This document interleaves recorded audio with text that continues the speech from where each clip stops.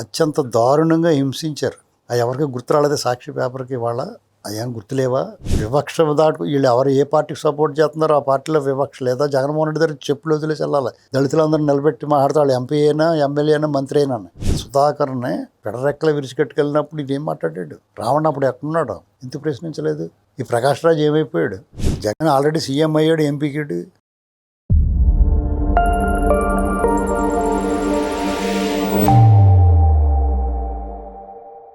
నమస్తే, welcome to think Andhra. నేను మీ మాణిక్. మనతో పాటు ఉన్నారు ప్రముఖ రాజకీయ సామాజిక విశ్లేషకులు అడుసుమల శ్రీనివాసరావు గారు. నమస్కారం సార్. నమస్కారం అండి.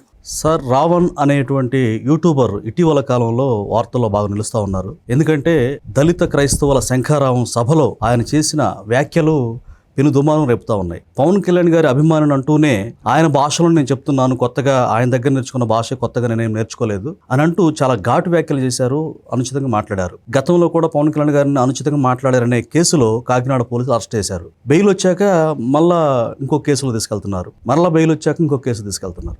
అయితే ఈ నేపథ్యంలో రాజ్యాంగాన్ని చేతుల్లో తీసుకుంటున్నారు, పోలీసులను కీలు బొమ్మలుగా మార్చుకుంటున్నారు, ప్రజాస్వామ్యంలో ఇది తగదంటూ చాలామంది వ్యాఖ్యానిస్తారు. ముఖ్యంగా సాక్షి కూడా పౌరుల హక్కుల్ని కాలరాస్తున్నారంటూ వార్తలు రాస్తూ ఉంది. దీనిపై మీ స్పందన ఏంటి? అంటే వాళ్ళు ఏం చేయమని వాళ్ళ ఉద్దేశం? ఇప్పుడు నేను నా ఇష్టమైనట్టు మాట్లాడతాను. నేను జగన్మోహన్ రెడ్డి గారినో లేకపోతే వాళ్ళ కుటుంబాన్నో లేకపోతే ఆయన వ్యక్తిత్వాన్నో లేకపోతే వ్యక్తిగతాన్నో ఎవరైనా ఇష్టమైనట్టు మాట్లాడితే ఏం చేయమని నోరు మూసుకూరుకోవాలా? ఖచ్చితంగా యాక్షన్ తీసుకోవాలి కదా. ఇప్పుడు చర్యలు తీసుకోకుండా ఎందుకుంటారండి కంప్లైంట్ ఇచ్చిన తర్వాత? ఇప్పుడు జగన్మోహన్ రెడ్డి అంటే పక్షపాత వైఖరితోటి వాళ్ళని ఏమన్నా అంటే చర్యలు తీసుకున్నారో లేకపోతే కనీసం పోస్టులు సోషల్ మీడియాలో పోస్ట్ షేర్ చేసినందుకు అరెస్టులు చేశారు. వాళ్ళు అత్యంత దారుణంగా హింసించారు. అది ఎవరికి గుర్తు రాలేదే సాక్షి పేపర్కి వాళ్ళ అయ్యాం గుర్తులేవా? అంటే గతంలో పవన్ కళ్యాణ్ గారు ఇదే బూతులు మాట్లాడారు కదా, మరి ఆయన గుర్తించవా చట్టం? అవును, అప్పుడు నేను అరెస్ట్ చేయొద్దని ఎవడన్నా చెప్పాడా? ఎస్, నేను ఏమన్నా జగన్మోహన్ రెడ్డి మాట్లాడాడు, చంద్రబాబు నాయుడు గారిని నేను రోడ్డు మీద కాల్ చేయమన్నాడు. ఇవాళకే మాట్లాడుతున్నాడు అతను. రేపు మాపు అతని మీద కేసు పెడితే అతను కూడా తీసుకెళ్తారు. అందులో తప్పే ఉంటుంది. ఎందుకు తీసుకెళ్ళలేదు లేకపోతే ఎందుకు తీసుకెళ్ళారంటే పోలీసుని ప్రశ్నించాలి మీరు. మేము ఎందుకు తీసుకెళ్ళలేదని మేము అడుగుతున్నాం. ఇప్పటికీ నోటికి వచ్చినట్టు మాట్లాడిన వాళ్ళు ఇంకా వదిలేసేరేటని అడుగుతున్నాం మేము.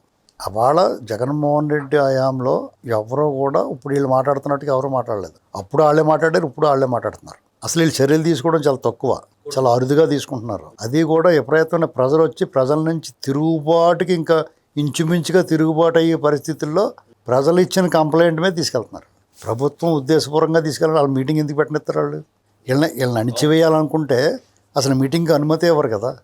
ఇప్పుడు వీళ్ళ పట్ల ప్రభుత్వం కఠినంగా వ్యవహరించాలనుకుంటే వైఖరి ఉంటే అసలు మీటింగ్కి అనుమతి ఎవరు? ఒకవేళ మీటింగ్కి నేను అడ్డుగోలుగా వస్తానంటే ఇంట్లోనే అవసరం చేస్తారు, కాదంటే మక్కలు ఎరగొడేస్తారు. అప్పుడే ఇక్కడ నిన్ను ప్రజాస్వామ్యతంగా నువ్వేదో మీటింగ్ పెట్టుకుంటా ఉన్నారు, మీటింగ్ పెట్టుకొని ఇచ్చారు, మీరు స్వేచ్ఛగా మాట్లాడుకో, మీరు దాన్ని దుర్వినియోగం చేసుకున్నారు. ఆ వేదికను పంచుకున్న వాళ్ళందరూ కూడా అలాగే మాట్లాడారు.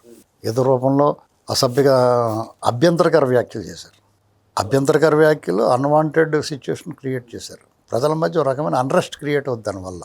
అది అవసరం లేనిది. అంటే ఉన్న వ్యాఖ్యలనే ఆయన ఉన్న విషయాలనే వాస్తవాలను మాట్లాడే తప్పితే సొంత ఇంటెన్షన్ తోటి పవన్ కళ్యాణ్ గారి మీద వ్యక్తిగత ద్వేషంతో రావణ్ అనే వ్యక్తి మాట్లాడలేదు అని చెప్పి అంటున్నారు. అంటే కాకినాడలో కులవివక్ష మీద చిన్నపిల్లల మధ్య వ్యత్యాసం ఉంటే దాన్ని ప్రశ్నించాడు తప్ప వాళ్ళని క్వశ్చన్ చేశాడు. అసలు పిల్లల్ని ఇంటర్వ్యూ చేయడం తప్ప.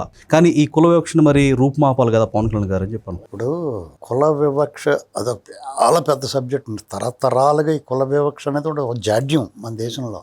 ఆ జాడ్యాన్ని రావడం నేను నువ్వు ప్రశ్నిస్తే అవ్వదు.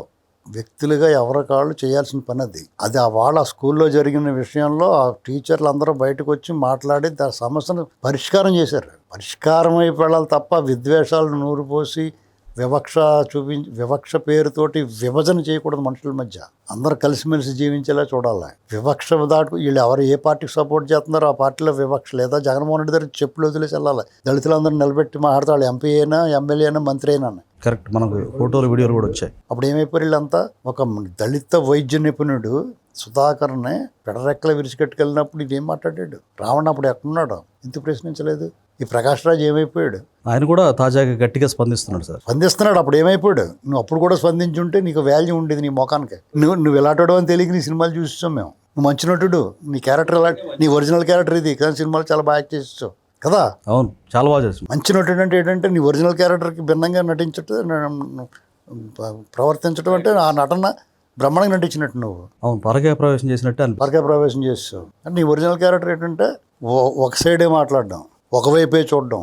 బాలకృష్ణ అన్నాడు కదా అని చెప్పేసి చూడు ఒకవైపే చూడు అని బాలకృష్ణ గారు అన్నాడు కదా, నువ్వు అలా ఒకవైపు చూడకూడదు, రెండు వైపులు చూడాలి. Correct sir. అంటే సోకాల్డ్ మేధావులుగా నిజంగా ప్రశ్నించే గొంతుకులుగా చెప్పుకునే వ్యక్తులు అసలు జగన్మోహన్ రెడ్డిని గత 5 ఏళ్ళు ప్రశ్నించకపోగా వాళ్ళు సంకనాగారు పైగానే పచ్చిగా చెప్తున్నాను నేను. ఏంటండి నీకు నీ ద్వేషం ఎవరి మీద? టోటల్ సమాజమే నీ ద్వేషం కనపడుతుంది. నీ ఎక్కడో దెబ్బతినిపోయి నువ్వు ఎవరో ఏదో చేస్తారు నిన్ను. ఇప్పుడు కొంతమంది చిన్నపిల్లలుగా ఉన్నప్పుడు ఆడపిల్లల్ని ఎవరిని అబ్యూజ్ చేస్తే వాళ్ళకి ఒక రకమైన మానసిక స్థితి వచ్చేస్తుంది. అలాగే అతనికి ఎప్పుడో చిన్నప్పుడు ఏదో జరిగింది ప్రకాష్ రాజ్కి. అంచేత అతను యాంటీ సోషల్గా తయారయ్యాడు. అతను ఇక వృత్తిపరంగా అతను మన అందరికీ మామూలుగా చాలా మందిలో ఆ మానసిక రుగ్మత బయటపడదు. లోపల అంతర్గతంగా సైకో ఉంటాడు. ఆ సైకో అప్పుడప్పుడు ప్రకోపం.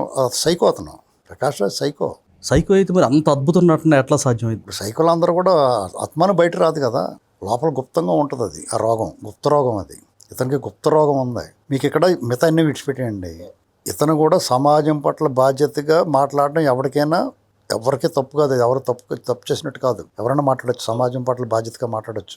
తప్పయ్యా మీరు అలా చేయకూడదని ప్రభుత్వాన్ని కూడా ప్రశ్నించవచ్చు. ఏమంటే మీరు అలా కేసు మీద కేసు పెట్టి జరపడం, అతను ఇబ్బంది పెట్టడం కరెక్ట్ కాదని చెప్పొచ్చు. కానీ ఇదే వ్యక్తి ఆ విద్వేషపూరిత ప్రసంగాలు చేసినప్పుడు లేదా చేయడానికి వెళ్తున్నప్పుడు మీరు జాగ్రత్తగా ఉండండి, ఇలాంటి మాటలు మీరు మాట్లాడకండి అని చెప్పి ఉండాలి. లేదా వాళ్ళు మాట్లాడిన తర్వాత అన్నా సరే ఇది కరెక్ట్ కాదు, మీరు మాట్లాడకుండా ఉండాల్సిందని చెప్పాలి.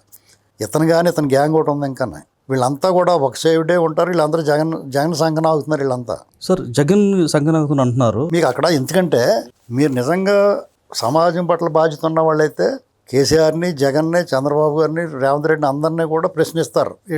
ఏ ప్రాబ్లం వచ్చినా న్యూట్రల్ అయితే వీళ్ళు తప్పు చేస్తారు, వాళ్ళు తప్పు చేస్తారు. తప్పు చేయకుండా ఎవరు ఉండరు. వీళ్ళేం ఎప్పటిలేదు తప్పు చేయట్లేదు అంటలేదు నేను, తప్పు చేస్తారు. అయితే ఇప్పుడు కూటమి ప్రభుత్వం చేసి తప్పు ఏంటంటే ఇలా నోటుకొచ్చి మాట్లాడిన వదిలేస్తున్నారు. వాళ్ళు చేసి తప్పు అది. జగన్మోహన్ రెడ్డి వాళ్ళు చేసిన తప్పులు ఏంటంటే ఏమీ మాట్లాడకపోయినా తీసుకెళ్ళి కొట్టేశారు వాళ్ళు. అది వాళ్ళు చేసిన తప్పు. వీళ్ళు చేసిన తప్పు ఏంటంటే ఇలా నోటుకొచ్చినట్టు మాట్లాడినా కానీ వాళ్ళు ఏమంటలేదు. ఇన్నాళ్ళకి ఒకరిని తీసుకెళ్ళి ఇలా చేస్తుంటే అదిగో మీరు తప్పు చేశారండి, జస్ట్ ఆస్కింగ్ అంటున్నారు. తప్పు ఎవరిలో ఉంది ఇప్పుడు? అలా కాదండి. ఇప్పుడు రావణ్ కానీ జడా శ్రావణ్ గారు కానీ మాటలు సభ్య సమాజం హర్షించదు. అంటే లాంగ్వేజ్ భాష సరైనది కాదు. అది ఇప్పుడు వాళ్ళకి ఎవరి వల్లైనా అభ్యంతరం ఉంటే ప్రభుత్వం వల్ల కానీ లేకపోతే పలానా వ్యక్తుల వల్ల కానీ అది రఘురామకృష్ణరాజు గారు ఇలాంటి వాళ్ళ అభ్యంతరం ఉంటే డెఫినెట్గా మీరు వాళ్ళ మీద కేసులు నమోదు చేయొచ్చు. ఒకవేళ పోలీసులు కేసులు నమోదు చేయకపోతే కోర్టు ద్వారా వెళ్ళొచ్చు. వీళ్ళు అభ్యంతరకరంగా మాట్లాడతారు. మాకు హర్ట్ అవుతున్నాం మేము. ఆయన అడ్వకేటే కదా, ఆయన అడ్వకేట్. ఎవరు వద్దన్నారు? కరెక్ట్, లీగల్గా ప్రొసీడ్ అవ్వచ్చు. బహిరంగంగా మీరు రాజ్యాంగ పదవిలో ఉన్న వ్యక్తి పట్ల అలా మాట్లాడటం తప్పు కదా. అలాగే రావణ్ అన్న అతను డిప్యూటీ సీఎం గురించి అలా మాట్లాడితే అతనికి ఉన్న అశేషమైన అభిమానులు బాధపడరా? అది ఎలా ఒప్పుకుంటారు? వాళ్ళందరి గురించి ఎవరు ఆలోచిస్తారు? సరే నువ్వు రావణ్ని తీసుకెళ్తానని బాధపడి నువ్వు వచ్చావు బయటికి, మరి పవన్ కళ్యాణ్ గారిని అంటే చాలామంది బాధపడుతున్నారు. మరి వాళ్ళకు ఉపశమనం ఎవరిస్తారు? ఇవన్నీ కాదండి. చట్ట ప్రకారం కేసు నమోదైంది, పోలీసులు అరెస్ట్ చేస్తున్నారు. దాన్ని తప్పు ఎలా పడతావు నువ్వు? వాళ్ళు అతను తీసుకెళ్ళి కొడుతున్నారా, తిడుతున్నారా, లేకపోతే అతనేమన్నా కాళ్ళు చేతులు దానికి తిప్పేశారా, మడతెట్టేశారా? అతనే హింసించట్లేదు కదా. మరి అటువంటిప్పుడు నువ్వు ఎందుకు బాధపడాలి? చట్ట ప్రకారం ఎదుర్కో. నువ్వు మాట్లాడినప్పుడే నువ్వు దీనికి సిద్ధంగా ఉండాలి, రెడీ అయి ఉండాలి నువ్వు మాట్లాడటానికి. ఎందుకంటే నువ్వు ఒక కట్టు దాటి మాట్లాడినప్పుడు, ఒక న్యాయ పరిధి లోపల నుంచి మాట్లాడడానికి నిన్ను ఎవడేం చేయలేడు. జన సైనికులు కూడా ఆయన్ని తీసుకెళ్తా ఉంటే ఆగ్రహావేశాలు ఊగిపోయారు. ఈయన కూడా రెచ్చగొట్టే ధోరణంలో పిడికిలు బిగించి ఇట్లా పవన్ కళ్యాణ్ గారి రేంజ్లోనే చూపించాడు వాళ్ళని రెచ్చగొట్టే విధంగా. అదే రెచ్చగొట్టే ధోరణిలో ఉన్నప్పుడు డెఫినెట్గా పోలీసులు అదుపులో తీసుకుంటారు, కంట్రోల్ చేస్తారు. పోలీసులు లాఠీచార్జ్ చేస్తారు ఒకసారి గుంపులు చెదరగొట్టడానికి. మరి లాఠీచార్జ్ చేస్తామేరని ప్రశ్నిస్తావు నువ్వు. లాఠీచార్జ్ చేయకపోతే పరిస్థితి ఇంకా వర్స్ట్ అయిపోద్ది. ఇప్పుడు నువ్వే ఉన్నావు, నువ్వు ఎక్కడన్నా బయటకు వచ్చి మాట్లాడుతున్నావు, నీ మీద 300 మంది ఉపదేశాలు ఉంటుంది, నీకు రౌండ్ వేద్దాం అనుకున్నారు అనుకో, అదే పోలీసులు కాపాడాలి నిన్ను, అంతే కదా. ఎస్. అయితే ప్రధానంగా ఇద్దరు అడ్వకేట్స్ జగన్మోహన్ రెడ్డి గారి హయాంలో ఆయన దుర్మార్గాలను ఎండగడుతూ మాట్లాడిన ఇద్దరు వ్యక్తులు అడ్వకేట్ రజనీ గారు, అలాగే జడా శ్రావణ్ గారు. ఈరోజు ఆయనకి సపోర్ట్ చేయడం విస్మయాన్ని కలిగిస్తూ ఉంది. ఏంటంటారు రీజన్?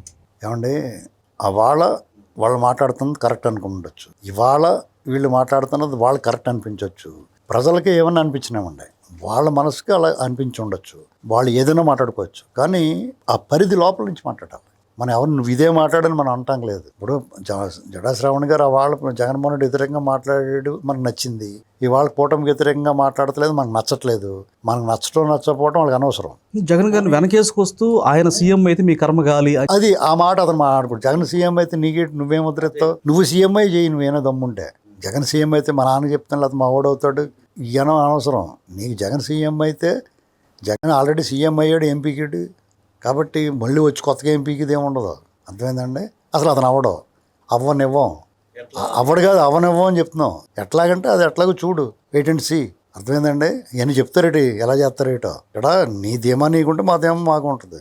రాజకీయ వ్యూహానికి ప్రతి వ్యూహం మాట్లాడాలంటే మీకన్నా అడ్డంగా మాట్లాడతాం, కానీ ఆ పరిధి లోపల మాట్లాడాలి కదా నువ్వు. ఇప్పుడు నిన్ను కూడా మాట్లాడచ్చు వ్యక్తిగతంగానే. ఆ సంస్కారం మొదలు పెడితే నీకు నాకు తేడా ఏముంటుంది? అది ఎవడైనా కానీ అవతరాడు. ప్రకాష్ రాజు విషయం ఎందుకు వచ్చిందంటే ఇక్కడ జడాశ్రావణం ఏమైనా మాట్లాడుకునే ఉండే.